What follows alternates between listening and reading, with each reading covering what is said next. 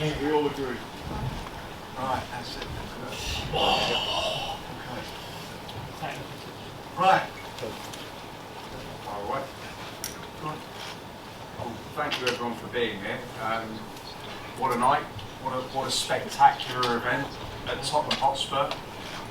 The king of heavyweight boxing putting on a tremendous show again. 59,700 and I think 69 people we had in this. Amazing, it was amazing. On the 3rd of December. Yeah. Outside. It's like degrees. It's like nothing I've ever seen. I don't know if we'll ever see anything like it again. He is a one-off. He is, I think, unbeatable. And we're soon going to find out, because I think now the plan is to move forward and set up a very, very big and interesting and exciting 2023. Can't wait. So we're all here. I'm sure everyone's got a lot of questions. Please feel free. And there's no obstacles in the way of making this fight. No obstacles. Questions? Question? Put your hand up. Tyson, was it hard inflicting someone in late rounds on Dell? He's such a tough geezer. He's hard to watch some of it. Yeah, listen, he's a tough old boy, Derek, and I got to commend him. I got to tip my hat to Derek Chisora, because he's an absolute warrior, and he took a lot of heavy punches. Maybe they left him in too long, but I was very happy when the referee stopped. He took enough, you know what I mean? He was tired and shaking a lot of heavy blows, and we're not in there to do serious damage to each other. It's a boxing match, and I was happy to see it finished. So yeah, big shout out to Derek Chisora as well. Yeah. Yo, check. The sun don't shine forever, but as long as it does, it might as well shine together. Business before pleasure. Who you know do it better. We didn't get a song in the ring tonight. Who's that? I was overwhelmed. I couldn't think of the words. It was like 60,000 people in here in December. Hard times, and a lot of people were saying, "Oh, this fight won't sell. Yada yada yada. It's going to be a terrible fight." But it was far from a terrible fight, and guess what? It did sell. And 60,000 British fans screaming Tyson Fury's name and going off the trolley with that ring walk. What a ring walk. But I'd just like to say, while I got the opportunity and I'm thinking about it, a massive thanks to Frank Warren and Queensberry and Bob Arum for putting this show on and sticking to the word and delivering yet again. And Frank, I call him the magic man, and it's definitely true, isn't it? Because whoever can sell a stadium out in winter, in December, in the freezing cold, against an opponent that people said it's not worth watching, you know, deserves the Blue Peter badge, in my opinion. So if anyone's got one, please give it to Frank right now.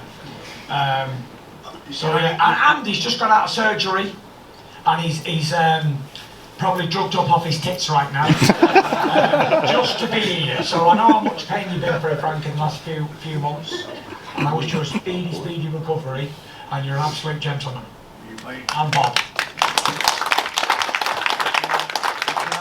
You can only have a magic moment if you've got a magic fighter, and that's what you are. It's unbelievable. When Bob's been in the business longer than me, as long as I've been in this business, I have never been involved with a fighter with so much charisma, a fighter that has turned his life around. I mean, it is a movie script. He's got Netflix following him around at the moment, making a series with him. And you look at all of what he's done. He's done that with support, obviously, with his family, friends, but he's just a one-off, and I don't care what anybody says. He is, without a doubt, the most entertaining person in boxing since Muhammad Ali.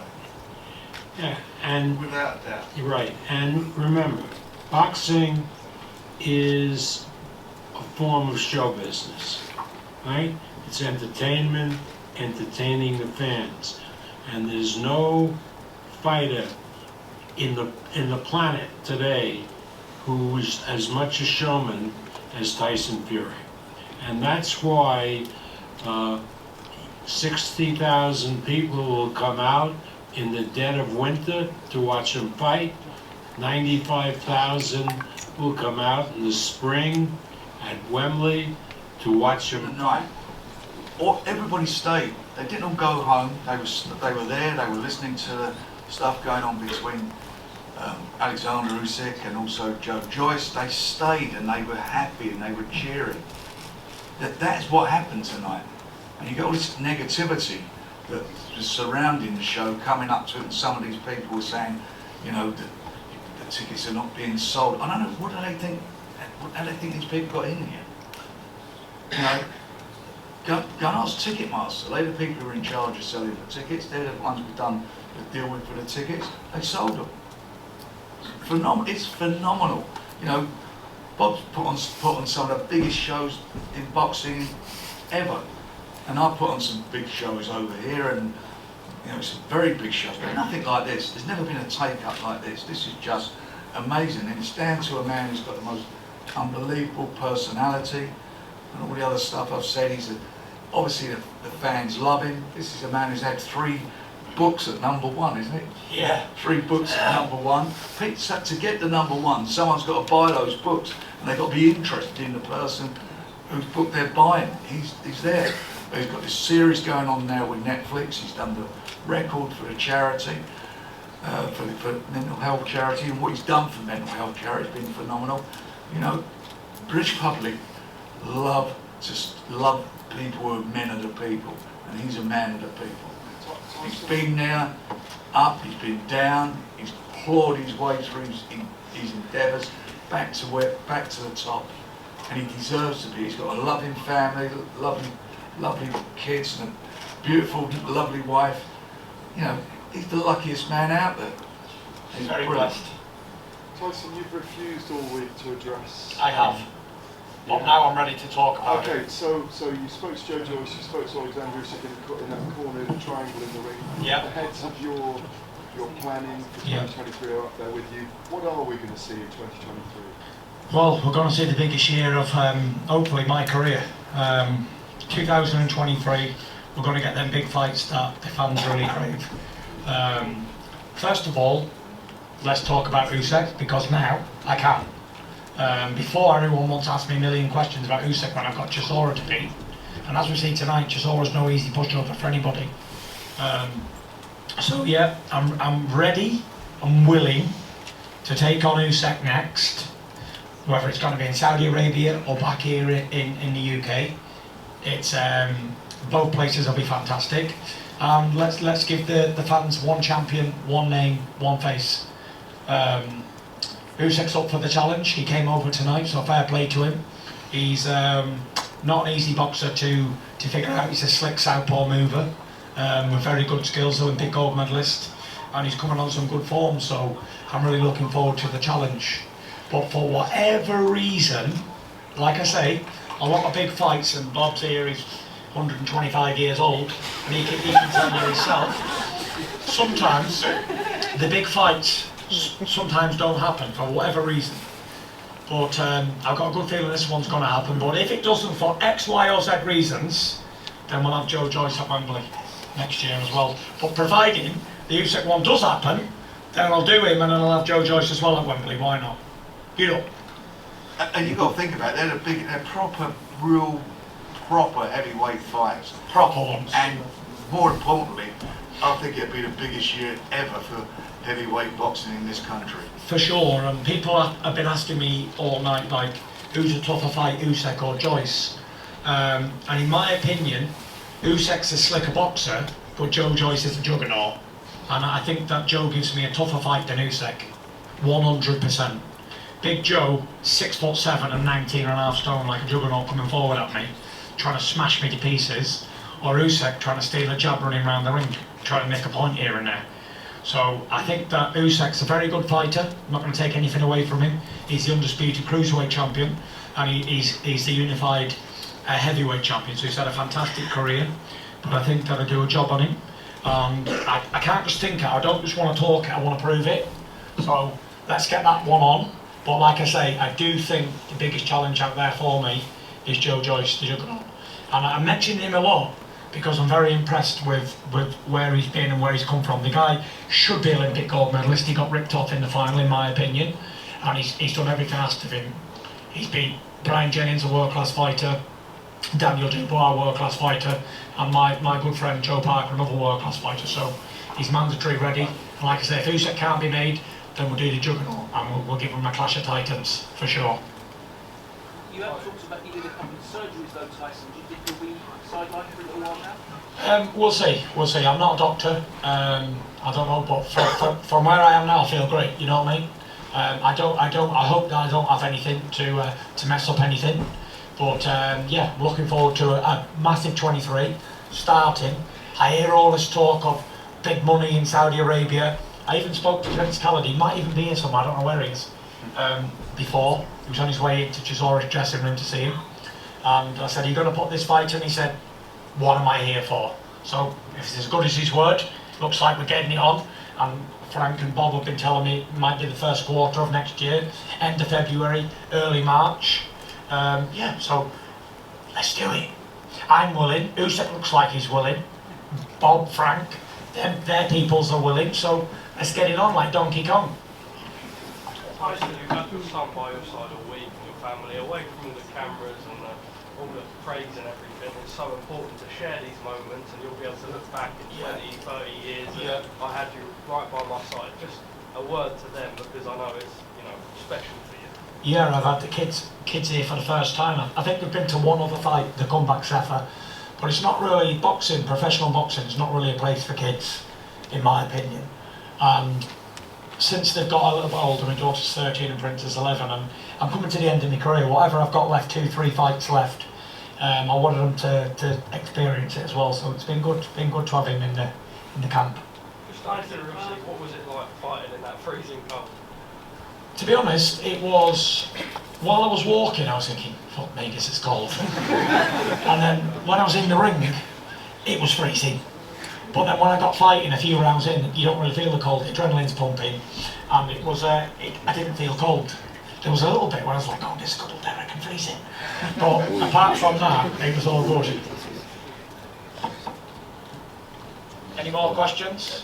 Tyson, what did you see when you did the Usyk's eye when he was staring at you? I didn't see nothing apart from a ugly little man. And that's what I seen. But good looks don't win world titles, do they? Because if it was about good looks, then I'd never have won anything, because I'm fat as a pig, aren't I? Bald head, lanky, clumsy, whatever people have called me over the years, 99% of it's all true, isn't it? But it's not looks that win fights, it's the inside of a man that wins a fight. Rocky Marciano wasn't a big man, but he's world heavyweight champion. Tommy Burns was 5'7", still world heavyweight champion, knocked out Jess Will at 6'6". So it's not about the size of the man, it's the fight, the size of the fight in the man. And we'll see. What do you say when likes of Tyson? You're unbeatable. Listen, we're only blood and bone. I'm only here through the grace of God, and I train hard and I dedicate myself to this game. I only started taking this game serious when I got to about 30. Before then, it was all fun and games. It was just like I was able to box people and beat them with natural ability. But now I've got Sugar Hill with me, and I've got my nutrition team and strength conditioning guys. I think we're moving on to the next level, and the 10 rounds that I got tonight were very, very valuable to me to take me into the next year for sure. Tyson, we said maybe only 2 or 3 more fights, but we're talking to Lennox earlier. Well, hold on a minute, Gareth. Sorry. Can you finish your question? Sorry, apologies. You're jumping in the queue, Mosh. Sorry, Lennox. Just listen, you don't see the real confidence in our back. Yeah. Don't forget, I retired back in April, and I really meant it hand on heart. Frank was trying to come to me with exhibition fights, Frank, wasn't we? And I just said I don't want to box anymore. And I had 4 months of that, living at home with Paris and the kids and the dog and all that sort of stuff, the normal family life. And I suppose when you've been in the spotlight like I have, and been heavyweight champion for so long, and been boxing your whole life nearly, it's very difficult to live a normal life. And I always said, oh, I just want to live a normal life, just leave me alone in more convey driving me all the that round. But when I think about it, I'm anything but normal. I'm an abnormal load. So I have to, this is what I do. This is who I am. And this is what has defined me as a person. And if it wasn't, then I wouldn't be here. I wouldn't be winning fights. I wouldn't have won 34 fights in a row, 24 knockouts. You know. And there we are. I'm an entertainer. It's what I love. My dad had a good point recently. He said Tyson is like Frankenstein's monster. He thrives on energy of the crowd and the people. A bit like the old gladiators from the Roman theatres and stuff to the crowd. That's me. I come alive. I come alive and I sap it all up like a sponge. And it makes me feel like I want to be alive. I love this. I'm living on the edge of my seat. It's the only thing that I can do that gives me happiness, sadness, scared, nerves. And I said to the boys, like, in the changing room, I really, really love where I am. Like, this is my comfort zone. I'm like, what? Being 60,000 people screaming your name and you got to go fight one-on-one with somebody. I said, yes, that's where I thrive. That's my life. That's what I live for. But at 34, I mean, cousin Caesar said, you're only in your prime. I think he's right. I'm getting better with age, like a fine wine. But we'll see. We'll see. One fight at a time. And that's all we can do. One fight at a time. Tyson, this is Kieran Wright from my press. My question is, you're talking about Usyk and you're talking about Joyce, etc. What's your opinion about Anthony Joshua and also maybe fighting him? Nita. Zero. Not happening. I want to fight real challengers and real men who want to fight. Usyk come here tonight to do a fight, ringside, stood there, got in my face, he wants to fight. Of all the years, we live in the same country. Has anyone ever seen AJ do that to me? Get in your face at a fight and say, let's get it on like Donkey Kong? No. We wasted 6 weeks on that. And even Big Joe thought he was going to join the party, wouldn't he? Give it Big Joe. He joined, gate crashed that party, he went, I want a piece of this. I said, right, let's just have a Royal Rumble then. Tyson, of all the insults you've heard you sling around over the years, I think rabbit is a new one. Why has Usyk got that one tonight? I don't know, he just looks like a rabbit, doesn't he? He's got two eyes that are a bit far apart, facing opposite ways. He's got a big gap in his teeth like a rabbit, so without disrespecting him, he is a ugly little chavvy, isn't he? And he looks like a rabbit. So I think my dad nicknamed him the rabbit, and we're gonna and I've nicknamed myself the farmer, and the farmer will skin the rabbit, put him in a rabbit pie and eat him up for breakfast. And that's what we're gonna do with him. In the past you've labelled Usyk a middleweight, but overall, where would you rank him in the current middleweight division? But there is merit to this middleweight talk. When he was an amateur, when I was a super heavyweight, when I was about 17, 18, he was boxing at 75 kilos. And that's when he lost to Sean Porter as an amateur, 75 kilos. So it ain't just me saying, oh, he's a small man, he's a middleweight. There is merit to the middleweight talk. So he has boxed at middleweight as an amateur. I've never boxed at anything but super heavyweight. So I can actually say that. So yeah, there is talk of it. Where would you rank him with division right now? I think he's about, he's a toss-up between number 2 and number 3. Listen, you can never write off Deontay Wilder, so you can put 1, me, and then you can put the next 3 in a hat and pick them. Usyk, Joyce, Wilder. But I don't think there's anybody in the world that can take Deontay Wilder's power. No one. Usyk's a slick boxer, southpaw, and Joyce is a juggernaut, and that's a fight I'd love to see. If I fight Usyk, then maybe Joe can fight Wilder. Who here wouldn't want to see that? We wouldn't want to see the world's toughest man take on the world's biggest puncher. That'd be fantastic. Tyson, you spoke about how hard it was for you to walk away when you had time at home. Obviously, you're friends with Derek. Would you like to see him hang his gloves up now after the long career he's had, and how hard will that be for him to do? I know where Derek's coming from right now, and I can't speak for any other man. I can't make decisions for anybody. Derek will have to make his own decisions, and he's been in this game long enough. He's a veteran, and he will make the right decisions, best for him and his family. But for me, I'd love to see him retire, but still stay in the sport, because he's a legend of this game in British boxing. He's like a folk hero. People love him, and who wouldn't want to tune into Derek's fights? Always entertaining, always gives his all, and he's definitely a good fighting man, for sure. Tyson, Been around so long. Tyson, do you think that if you do fight this, that it will be quite a dispute with you? I'm not a boxing promoter, so I can't answer that question. But there is 2 promoters up here, maybe they can answer that question. It's also been 4 belts. I mean, I know there's Hearn's telling everybody it won, but that's not his decision. And the fact of the matter is, the rotation of these belts anyway, fact the next one up for a mandatory is the WBA.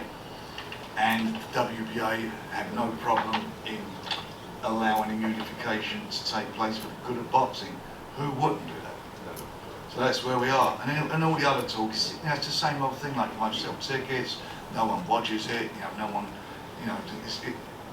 most of the stuff he said is a bit like, he's picking, when he picks people in fights, they're always crap picks. He always gets it wrong. Any more? Frank, what fights are you looking forward to seeing most next year? Would it be Usyk Fury or Joyce Fury? Which is going to be the most next year? Which one would I like to see? Yeah. But then we get the money from having Tyson. I don't think, obviously both of them are huge fights, there's no doubt about that. What would I like to see? I think the one I would like to see from my satisfaction is to see the Usyk fight, because I want to see Tyson get what he should be. Officially, I believe he is the best heavyweight in the world, he is, in my opinion, so he gets that. But I'd also love to see the Joyce fight because of the styles. It will be something special. So, getting both on, if Tyson wants to do that, we're getting both on, we get one. Hopefully, in the first 6 months, we can get both. Yeah. But that's up to Tyson. He's the guy who's getting in there, and he's got to be right, he's got to be comfortable with everything. And providing he's comfortable, then we'll get him on. And I've got Get to me say, in there, I'm like a high-paid escort. Show me the money. Let's rock and roll, innit, Bob? We're not in this game for nothing, we're here to get paid and get laid. Come on! Usyk, listen, man's a good fighter, and we'll see if he's overrated when he fights me. That's all I can say about him. you're not Look, going to let me say something about Usyk, and don't forget it. Tyson, he's a Ukrainian. Ukrainians fight like nobody else in the world. People didn't give them a chance against Russia. So much bigger country, and they knocked the crap, and they're knocking the crap out of Russia. Don't bet against the Ukrainian. I think Tyson wins that fight, but Usyk is going to give him everything that he has. Hi Tyson, well done tonight. You were brilliant in this. Thank you for being live watching you. Thank you. Derek Chisora was always there, wasn't he? Absolute warrior. Now, Yeah. I mean, everyone saying Usyk, Joshua, all these names, they're all different obstacles that you have to face. Yeah. All of us in here, all of us in the world have different obstacles to face all the time coming up to us. What's your advice for everyone listening around the world how to tackle those options and find some obstacles to get by in life? Life's a tough thing. You take it for granted that you can lose it quite quickly. For me, my life, I'm struggling all the time. But I set short-term goals, and I don't mean massive goals, but short-term, like day-to-day things. And I just take one day at a time, and I'm very happy to be alive and well. And if there is anybody out there, which I know there's a lot of people suffering, and it ain't always going to be like that. Look at me, I was 400 odd pounds, 3 years out the ring. Nobody in the world thought I didn't even believe I was going to come back. I thought I was going to end up in a padded room somewhere. But yeah, I changed my life around, and here I am. I got back to the top of the heavyweight division when everybody wrote me off. And it just shows you that nothing is out of reach and anything is possible as long as you have faith. That's lovely, thank you so much. Well done today. one more question then, because Big man's got to take a shower. right, who is it? Get him, because he has been trying to get a question in all night. Thank you, Tyson. You have in the past that smaller heavyweights you find a lot trickier, they're a lot more nimble. Yeah. Usyk is widely considered to have the best footwork in the game. How do your legs compare to the version of Tyson Fury boxed Klitschko 7 years ago? I don't know. It's a tough question, and it's a long time ago, and age waits for nobody. But Usyk's older than me actually, so he's about 35. I'm 34, so it's an even match. If he was 22, it might be different. But he's an old man. He's had 300 amateur fights. He's worn out too. He's got about 250,000 miles on his clock. He's had 315 amateur fights or something, and he's had about 20 professional fights. And I don't believe he's got the best footwork in boxing. No. I don't believe he outspeeds me either. Because if you look at the AJ fights, he was getting hit quite often.